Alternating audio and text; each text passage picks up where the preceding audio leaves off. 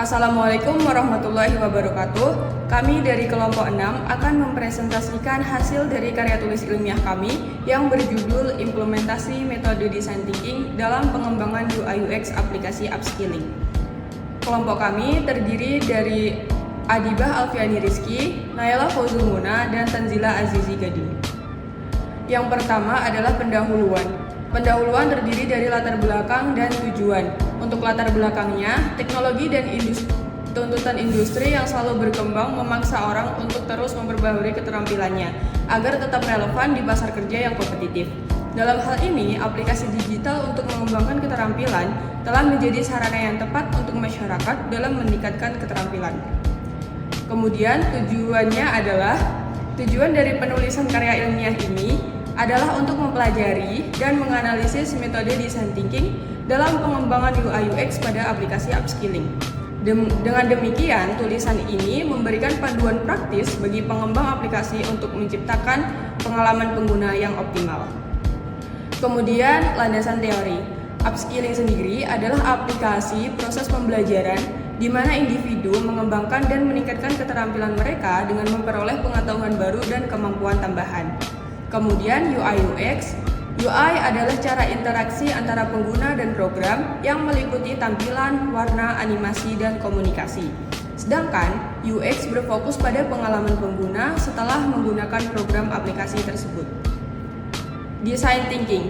Metode Design Thinking melibatkan kolaborasi dari berbagai ilmu untuk menghasilkan solusi yang efektif.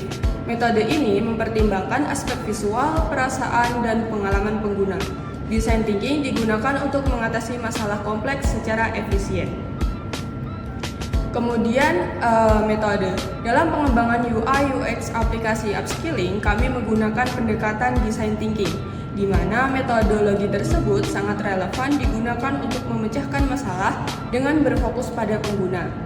Metode design thinking terdiri dari beberapa tahap. Yang pertama yaitu empathize, yang kedua adalah define, kemudian yang ketiga ideate, yang keempat prototype, dan yang terakhir adalah testing. Setelah ini akan dijelaskan teman saya Tanzila Azizi Gading.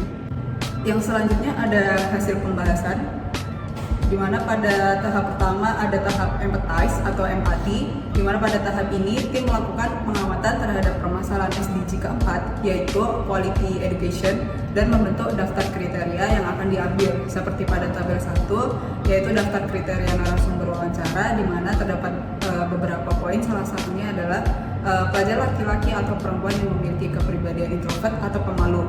Kemudian ada tabel kedua, di mana tabel kedua ini merupakan kuesioner untuk mencari target pengguna. Salah satu pertanyaannya adalah menurut Anda seberapa pentingkah soft skill? Kemudian tahap selanjutnya ada define atau penetapan. Berdasarkan dari hasil kuesioner yang didapatkan pada tahap empathize sebelumnya, kemudian diidentifikasi apa saja kebutuhan pengguna. Seperti pada tabel ketiga, salah satu poinnya adalah aplikasi dapat diakses dengan mudah dimanapun dan kapanpun.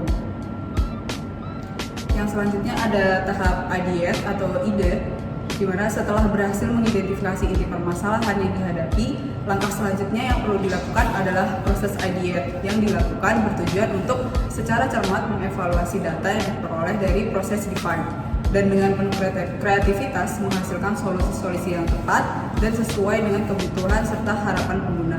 Dalam konteks penelitian ini digambarkan pada gambar kedua yaitu solution, kemudian ada gambar ketiga berupa affinity mapping. Kemudian ada tahap berikutnya yaitu prototype atau prototipe. Pada tahap ini dilakukan implementasi dari ide-ide dengan tujuan untuk mewujudkan kebutuhan pengguna dalam bentuk sebuah model aplikasi mobile yang responsif. Melalui perancangan prototipe ini, tim memiliki kesempatan untuk mengevaluasi ide dan desain yang telah dibuat. Tahap prototipe ini melibatkan beberapa langkah penting seperti user flow, wireframe, dan mockup.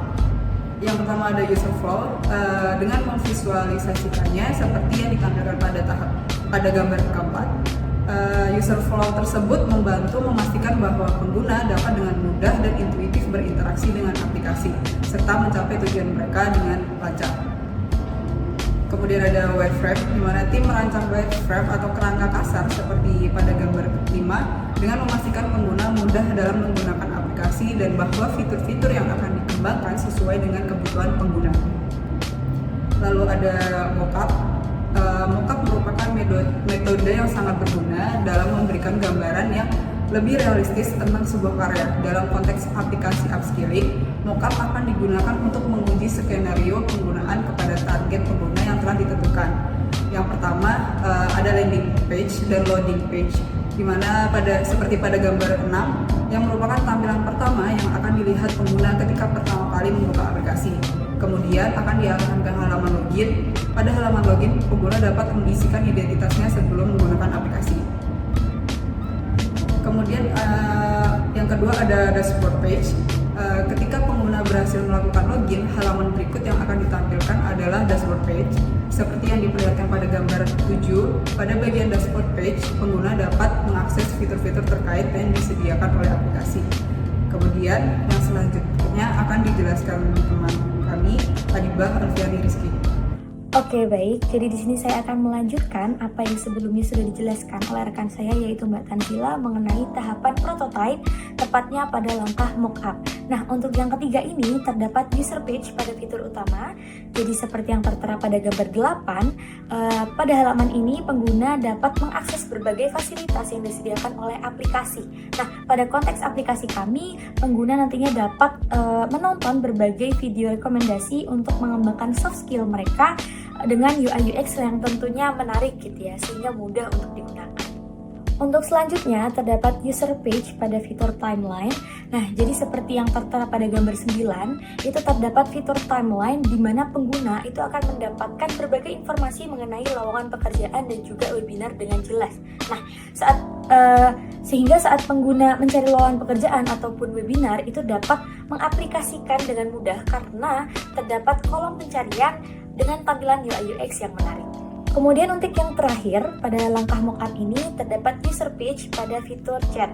Nah, jadi seperti yang terdapat pada gambar 10, saat pengguna sudah aktif menggunakan aplikasi, itu akan memiliki histori mentor-mentor yang pernah digunakan gitu. Sehingga ketika user memiliki topik yang pembahasan yang ingin dibahas dengan mentornya, itu dapat dikonfirmasikan dengan cepat karena terdapat fitur chat yang fungsional.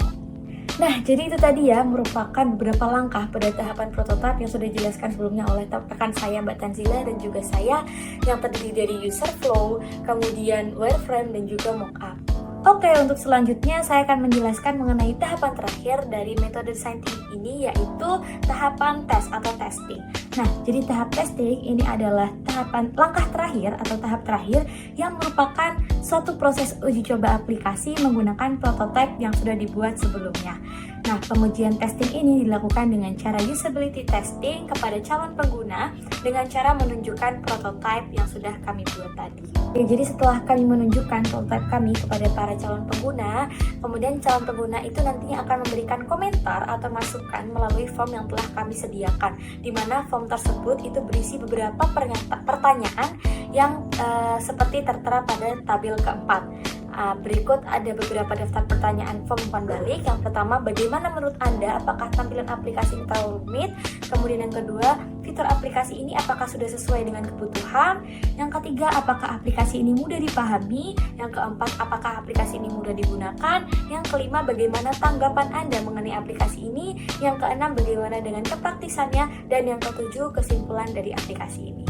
Oke, dikarenakan waktu yang terbatas, kami mendapatkan responden atau calon pengguna sejumlah 15 responden. Nah, dari 15 responden yang telah mengisi form, terdapat jawaban berbeda-beda. Tabel 5 pada slide selanjutnya merupakan rincian jumlah respon dari para responden atau calon pengguna. Terdapat juga respon umpan balik yang diberikan dari responden atau calon pengguna seperti yang terdapat pada tabel 6 di slide selanjutnya. Jadi berikut merupakan rincian parameter jawaban dari calon pengguna yang terdapat pada tabel 5 dan juga tabel umpan balik yang terdapat di tabel 6. Berikut ada beberapa respon umpan balik dari pengguna, yaitu konsepnya sederhana tapi jelas maksud dan aplikasinya. Sudah bagus tapi mungkin tulisannya agak diperbesar atau full layar dan banyak fitur yang menarik. baik itu tadi merupakan tahapan testing ataupun tahapan terakhir dalam metode design thinking. Nah, untuk kesimpulannya, jadi implementasi metode design thinking dalam pengembangan UI UX aplikasi upskilling melalui pengujian dan pengumpulan umpan balik dari beberapa responden telah dilakukan. Hasil testing menunjukkan bahwa mayoritas pengguna merespon positif terhadap tampilan yang tidak terlalu rumit dan fitur-fitur yang sesuai dengan kebutuhan. Meskipun terdapat variasi tanggapan, aplikasi ini umumnya dianggap mudah dipahami oleh pengguna. Secara keseluruhan, mayoritas pengguna merasa bahwa aplikasi ini mudah digunakan meskipun ada sedikit kesulitan gitu. Umpan balik umum dari pengguna menunjukkan kepuasan terhadap konsep yang sederhana namun jelas, serta keberhasilan fitur-fitur menarik yang disediakan. Penyempurnaan pada tampilan, fitur-fitur pemahaman, dan kemudian penggunaan aplikasi perlu dilakukan dalam tahap pengembangan selanjutnya sebelum diimplementasikan secara resmi. Baik, cukup sekian presentasi dari kami. Kurang lebihnya mohon maaf. Wassalamualaikum warahmatullahi wabarakatuh.